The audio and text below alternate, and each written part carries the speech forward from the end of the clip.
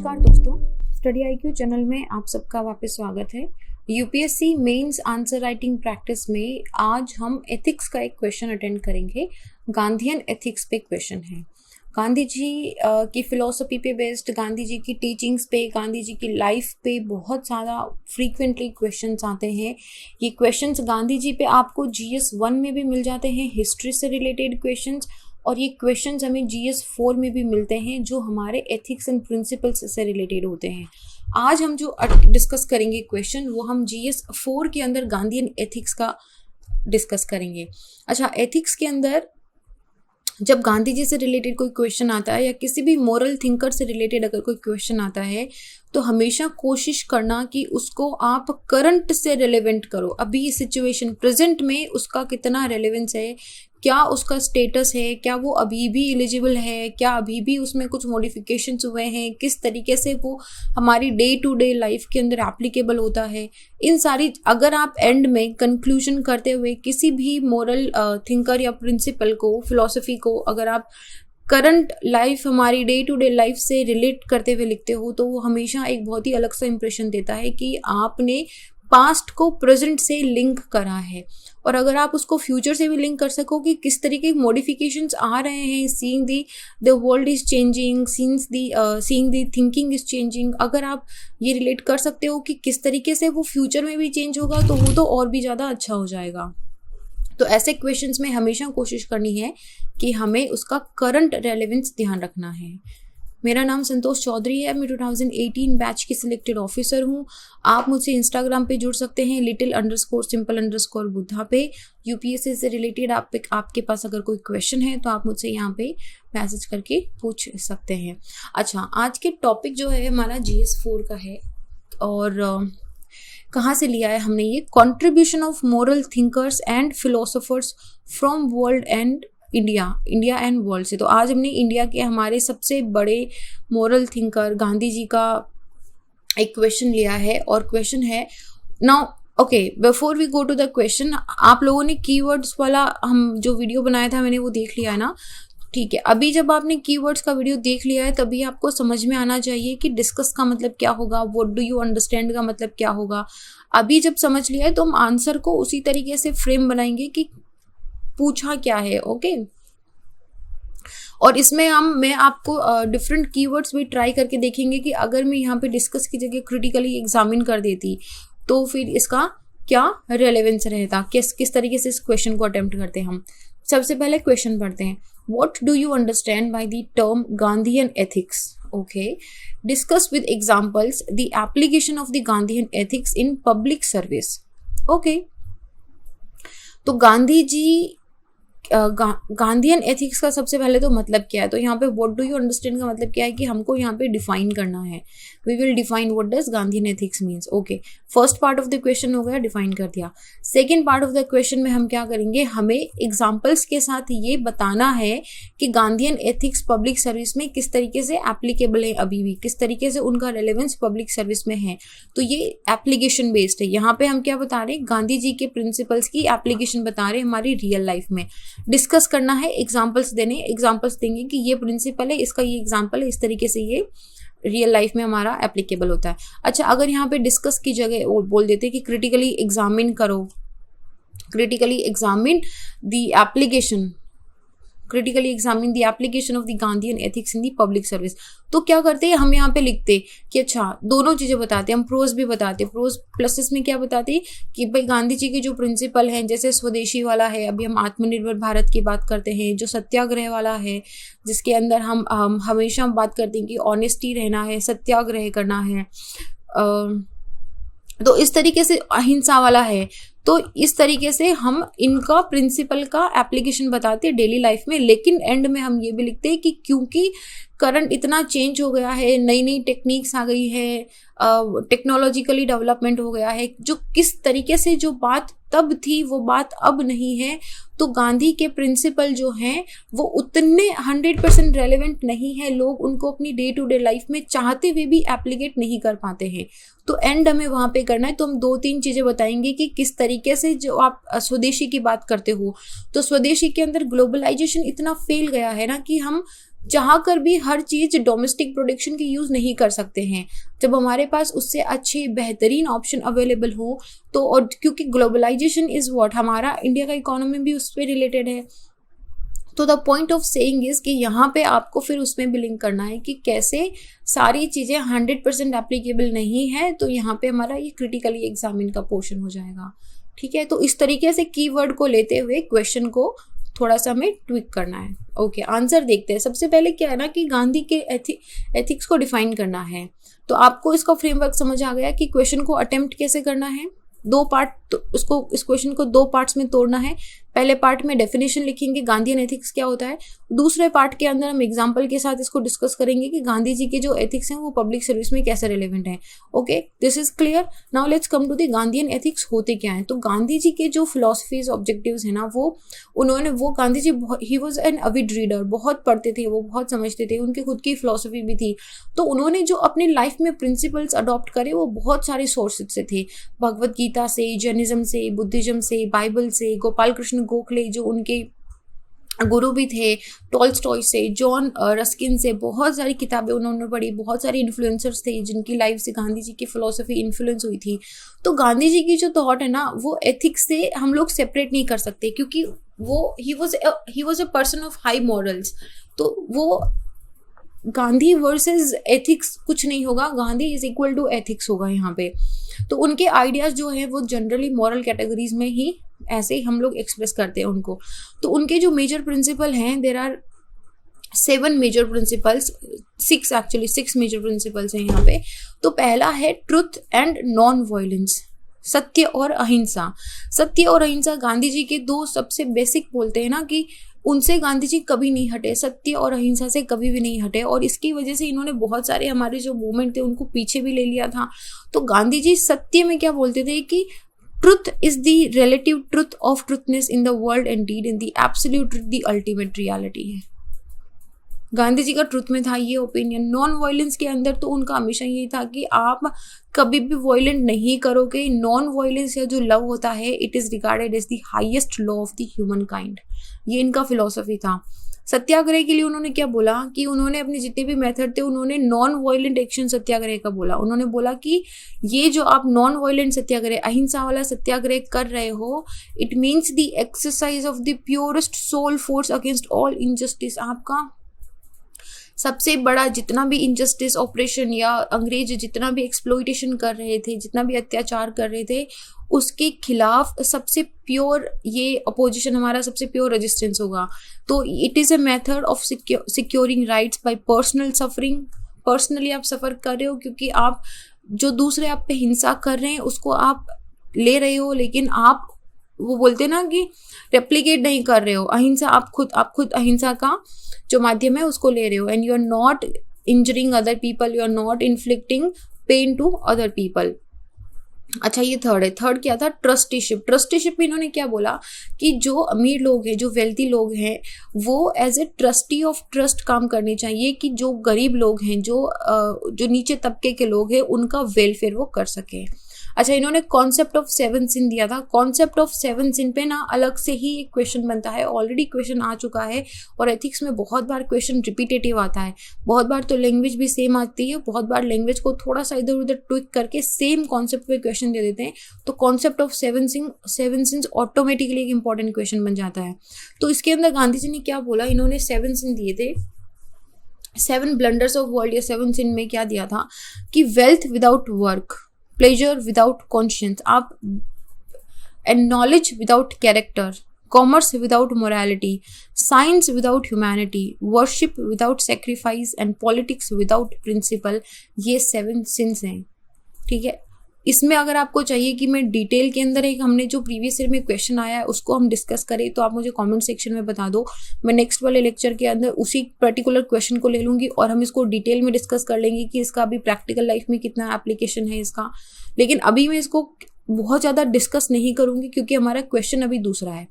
तो 5वां हमारा क्या था? सर्वोदय। सर्वोदय को अगर आप तोड़ोगे, इसका संधि विच्छेद करोगे तो क्या हुआ? सर्व उदय, सबका उदय, विच मीन्स कि यूनिवर्सल अपलिफ्टमेंट, सबका उदय होना चाहिए। उदय का मतलब क्या है कि सबको बराबर अपॉर्चुनिटीज मिलनी चाहिए। जितनी भी समाज में इवल या फिर जो बुराइयां हैं, जो अन्याय और अत्याचार है, वो सब हटना चाहिए और सबको इंक्लूसिवनेस होना चाहिए। छठा था इनका स्वराज। स्वराज का मतलब है कि हमारा खुद का रूल। और गांधी जी ने जब स्वराज का दिया था तो it became an integral revolution that encompass all spheres of his life. बहुत सिंपल था, उन्होंने बोला था गांधी जी ने कि स्वराज जो है वो सिर्फ आज़ादी नहीं है सारे रिस्ट्रेंट से, ये सेल्फ रूल है, सेल्फ रिस्ट्रेंट्स हैं, and could be equated with मोक्ष और सैल्वेशन। उसको बोलते हैं स्वराज, अपना खुद का राज। तो ये 6 प्रिंसिपल हैं गांधीयन एथिक्स के। ज़्यादा देखो, आपने अगर अच्छी हिस्ट्री अच्छे से पढ़ी है ना तो ये सब आपने पढ़ा है, सत्य, अहिंसा, सत्याग्रह, स्वदेशी, ट्रस्टशिप, द कॉन्सेप्ट ऑफ सिंस, ये सब आपने पढ़ा है, you know these things. Problem क्या होती है ना कि जब क्वेश्चन आ जाता है कि गांधीयन एथिक्स, तो हम सडनली बड़े एंग्शियस हो जाते हैं कि अरे गांधीयन एथिक्स क्या है, कभी पढ़ा ही नहीं। कुछ भी नहीं है, जो हिस्ट्री में पढ़ा है ना वही सेम गांधीयन एथिक्स है। अभी हमें उसे क्या करना है कि अभी हमें उसे फिलोसफी के हिसाब से देखना है, अभी हमें उसे एथिकल पर्सपेक्टिव से देखना है। तो ये हो जाएंगे हमारे गांधीयन एथिक्स यहाँ पे। अच्छा, अब इनकी एप्लीकेशन देखो कि क्या एप्लीकेशन है रियल लाइफ के अंदर, एग्जांपल के साथ हमें देना था इसको। तो इसमें क्या है ना, देखो इनकी एप्लीकेशंस बहुत वाइड हैं। यहाँ पे मैं आपको 5-6 एप्लीकेशंस बताऊंगी, लेकिन अभी मैं आपको एक टास्क दे रही हूँ। आप कमेंट सेक्शन के अंदर मुझे बताओगे, and I read all the comments, तो आप मुझे बताओगे कि कौन सी ऐसी एप्लीकेशन आपके हिसाब से गांधीयन एथिक्स की है जो आप अपनी लाइफ में फॉलो करते हो, और ऐसा कौन सा एथिक्स है जो आप ये भी मानते हो कि दुनिया में अभी भी बहुत एप्लीकेबल है। आप चाहो तो एक कमेंट सेक्शन के अंदर एक हम डिस्कशन भी स्टार्ट कर सकते हैं कि अगर हम इसका क्रिटिकली एग्जामिन करें, क्रिटिकली एनालिसिस करें, तो कौन से ऐसे एथिक्स हैं जो आज भी एप्लीकेबल हैं और कौन से ऐसे एथिक्स हैं जो आज उनको फॉलो करना बहुत ही मुश्किल हो जाता है। You can start a very fruitful discussion in the comment section, that is up to you. लेकिन आप मुझे ये जरूर बताओगे कि आपकी अपनी लाइफ में गांधी जी के से कौन से एथिक्स हैं जिनको आप फॉलो करते हो, या आपकी नज़र में कौन सी अभी भी करंट में बहुत अच्छे से चल रहा है। ओके, ये आपका आज का थोड़ा सा टास्क है, because these are the questions when you have to think. Ethics में आप कहीं पे भी पढ़ाया या रटाया मटीरियल जाके नहीं लिख सकते हो, यहाँ पे आपको सोचना पड़ेगा, आपकी खुद की सब्जेक्टिव ओपिनियन थोड़ी सी देनी पड़ेगी। तो अभी मैंने जो 4-5 पॉइंट सोचे हैं वो क्या है, देखो गांधी जी ने ना ही emphasised on the political tolerance in the religious pluralism. तो it still hold relevance in the contemporary Indian politics. देखो, बहुत अभी पॉलिटिकल डिस्कशन में मत जाना, रिलीजियस डिस्कशन में मत जाना, हम ओवरऑल एक जनरल डिस्कशन कर रहे हैं यहाँ पे। तो वहाँ पे political tolerance and religious pluralism का ये हमारा कॉन्स्टिट्यूशन भी सपोर्ट करता है। Then the ideals of the truth and violence जो हमारा पहला था, उसमें अभी भी है, अभी भी मतलब the idea of truth, the सत्य और अहिंसा, ना सिर्फ भारत में बल्कि पूरे विश्व में बहुत सारे जो ग्लोबल लीडर्स हुए हैं, आप चाहे मार्टिन लूथर किंग तक ले लो, सब ने, बराक ओबामा तक, everybody has followed the truth and the non violence का प्रिंसिपल। और अभी गांधी जी की जो टीचिंग्स है उनकी सबसे ज़्यादा ज़रूरत है, जब जो इतना ज़्यादा लालच बढ़ गया है। आप चाहे सस्टेनेबल डेवलपमेंट के लिए देख लो, अभी लास्ट में आज हम एक कोट भी डिस्कस करेंगे, जो अहिंसा होती जा रही है, जो औरतों पे अत्याचार होते जा रहे हैं, जो एक हमारा होता है ना कि हम we look more for the materialistic living, कि हम ब्रांड्स के पीछे भागते हैं, हम कितना कॉस्टली है उसके पीछे भागते हैं। सो ये जितना हमारा कंज्यूमराइजेशन बढ़ रहा है, उतना गांधी जी की जो टीचिंग्स है वो उनकी और भी ज़्यादा ज़रूरत पड़ती जा रही है कि हम सीखें कि कैसे कम से कम मिनिमलिस्टिक जीवन जिया था गांधी जी ने, कि कैसे हम उसको अडॉप्ट कर सकते हैं। गांधी जी का जो नॉन वायलेंस का फिलॉसफी था, it was a great weapon, he used it against the British Raj. And normally लोग बोलते हैं कि जो नॉन वायलेंस है it is a weapon of the weak, but you think about it, is really non violence is a weapon of the weak? आपको कभी गुस्सा आता है तो आप हमेशा चिल्लाते हो, गुस्सा करते हो, you somehow you just show that you are angry। लेकिन नॉन वायलेंस में क्या होता है कि नहीं, you have to forgive the person and then you have to not use the violence। तो वो it is not a weapon of the weak, it is a weapon of the strongest person. लेकिन reality के अंदर अगर आप non violence और tolerance को अपनी लाइफ में लागू करते हो तो उसके लिए आपको बहुत ज़्यादा करेज और पेशेंस चाहिए होता है। और जब अभी नया तरीका का कोल्ड वॉर स्टार्ट हो गया है, मिडिल ईस्ट में हमेशा केओस रहता है, तो इस वायलेंस और टेररिज्म के अंदर गांधी जी के जो आइडियाज़ हैं of the non violence, of the inclusiveness, कि सब एक हैं, सबका उद्धार करा जाए, सर्वोदय वाला जो आइडिया है, उसका आज भी बहुत ज़्यादा रेलेवेंस है। बट द पॉइंट इज़ कि हमें we have to think and we have to be more understanding about these ideas. Dalai Lama ने एक बात बोला था which is very much in the lines of what Gandhian philosophy says कि we have a big war going on today between the world peace and the world war, between the force of mind and the force of materialism, between the democracy and the totalitarianism। ये coat भी समझ लो इसको, चाहे line भी समझ लो इसको, चाहे अगर गांधी या दलाई लामा के साथ में कोई भी क्वेश्चन आता है, इसको स्टार मार्क करके अपनी कॉपी में नोट कर लो। आप इसको यूज़ करो कि दुनिया के अंदर ना बड़े वॉर चल रहे हैं, एक तो शांति का और युद्ध का, world peace versus world war. फिर अभी बोलते हैं ना बहुत सारे लोग are going towards the meditation की मिनिमलिस्टिक लाइफ जाएंगे, तो this is minimalistic life, this is the force of mind versus the materialism. जब आप किसी स्टोर में जाते हो, आपको इतने सारे ऑप्शंस मिलते हैं, तो ये क्या है, मटेरियलिज्म है, लेकिन then you restrain yourself कि नहीं, मुझे जितना ज़रूरत है, जितना is essential for me to have, I will have that one only। so it is a force of mind। आपको सोचना पड़ता है, you have to be rational, you have to restrict yourself कि नहीं, मैं ये I already have this thing, I will not buy this thing। और between the democracy and the totalitarianism। तो ये गांधी की फिलॉसफी के कुछ एप्लीकेशंस हैं, कुछ ही बताए हैं मैंने तो, क्योंकि अभी I want you to think also and mention it in the comment कि आपको क्या लगता है क्या हो सकता है। अच्छा, ऐसे क्वेश्चन के अंदर थोड़ा सा अगर आपको इससे इंटरेस्टिंग बनाना है कि पूरा मैं थ्योरी नहीं लिखना चाहता, तो आप उसमें इस तरह के फ्लो चार्ट बना दीजिए। For example look at this flow chart. Gandhian ethics जो है, आप इसके पूरी 6 लाइन्स बना सकते हैं यहाँ पे, जो भी आपको लगती है, and then you write as a reform. Reform किसको करेगा, ये इंडिविजुअल एंड नेशन दोनों को, और इन दोनों में इंटरलिंकेज है। यहाँ पे देखो कि इंडिविजुअल का रिफॉर्म होगा तो नेशन का होगा, और नेशन का होगा तो इंडिविजुअल का रिफॉर्म होगा। So this is how this interlinking is, and how we can apply the ethics of the Gandhi, the philosophies, the teachings of the Gandhi into our life and our democracy। ये अभी हम conclusion पे आ गए हैं यहाँ पे। तो conclusion में इट इज सेइंग कि जो गांधीयन एथिक्स है ना, they shaped the creation of institutions and the practices where the voice and perspectives of everyone can be articulated, tested and transformed। अभी मॉडर्न जो वर्ल्ड है, it is full of multi dimensions in the multi disciplinary conflicts. आप physical या psychological कहीं भी देख लो, बाहर भी कॉन्फ्लिक्ट है, हमारे दिमाग में, हमारे मन में भी कॉन्फ्लिक्ट चलता रहता है। तो गांधी जी ने ये अप्रोच एड्रेस करा था कि जो issue of conflict eight individual level, आप खुद को समझा लो, आप खुद का कॉन्फ्लिक्ट शांत कर लो, बाहर का कॉन्फ्लिक्ट धीरे धीरे खुद ही ठीक होना स्टार्ट हो जाएगा। गांधी जी की जो अप्रोच है वो आज भी बहुत रिलेवेंट है, specially complex resolutions, and there is a high need to revive and research the philosophy at the level of the institution that are working for the conflict resolution। बहुत कॉम्प्लिकेटेड सा line लग रहा है तो मत लिखना, यहाँ पे सिर्फ अपने हिसाब से, अपने आपको जैसा समझ में आए उस तरीके से यहाँ पे कंक्लूजन लिख देना कि आपको क्या लगता है कि जो गांधी के एथिक्स हैं वो अभी भी रेलेवेंट हैं, इस वजह से रेलेवेंट हैं, क्यों रेलेवेंट हैं। पास्ट और प्रेजेंट को यहाँ पे लिंक कर देना, और हो सके तो उसको फ्यूचर के साथ लिंक कर देना। इनको करंट इश्यूज के साथ लिंक करके करोगे तो आपका कंक्लूजन भी हो जाएगा।